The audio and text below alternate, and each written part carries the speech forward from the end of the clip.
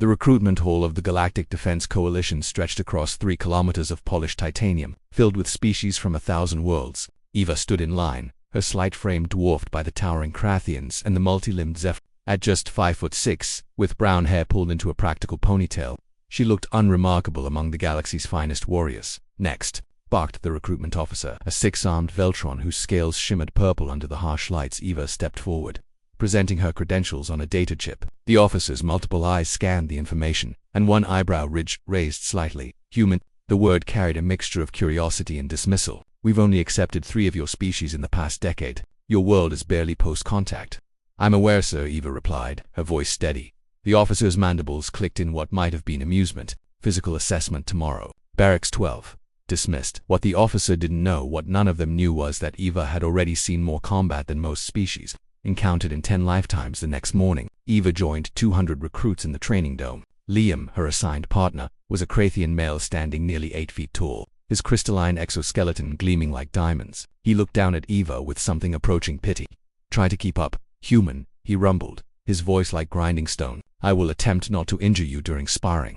The first trial was a combat simulation, teams of 2 against increasingly difficult AI opponents. Most pairs were expected to clear 15 waves before elimination. The record, held by a legendary Veltron duo, was 40-7. Eva said nothing as they entered the arena. Liam charged the first wave of drones with typical Krathian aggression, his massive fists shattering the mechanical soldiers. Behind him, Eva moved like water, her sidearm firing with mathematical precision. Each shot found a critical joint, a power core, a sensor clustered up. By wave 20, Liam was breathing hard, his exoskeleton cracked in 3 places.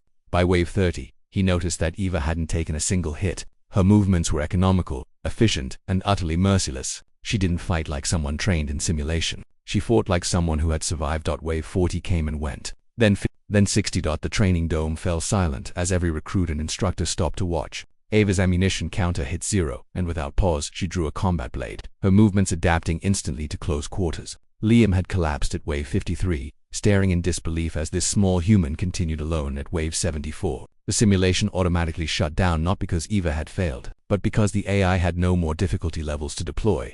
Commander Thrace, a battle-scarred Zephyrite with 14 arms and twice as many medals, was waiting when Eva exited the arena. His primary face showed surprise. His secondary face showed suspicion.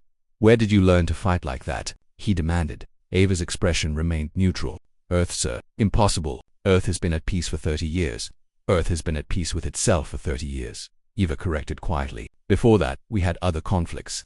The commander's datapad chirped. His eyes, all 6 of them, widened as he read Eva's complete military history, previously restricted by human government protocols. The file had just been declassified at his request. "Sergeant Eva Martinez," he read aloud, his voice hollow. "Human Marine Corps. 7 tours of duty during the Unification Wars. 473 confirmed kills in urban combat operations. Sole survivor of the siege of New Jakarta, where she held a strategic position against enemy forces for 72 hours. He looked up. "You were 17 when that war began."